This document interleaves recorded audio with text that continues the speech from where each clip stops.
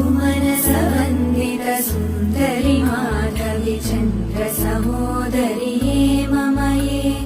मुनिगणवन्दित मोक्षप्रदायिनि मञ्जुलभाषिणि वेदनुते पङ्कजवासिनि देवसुमो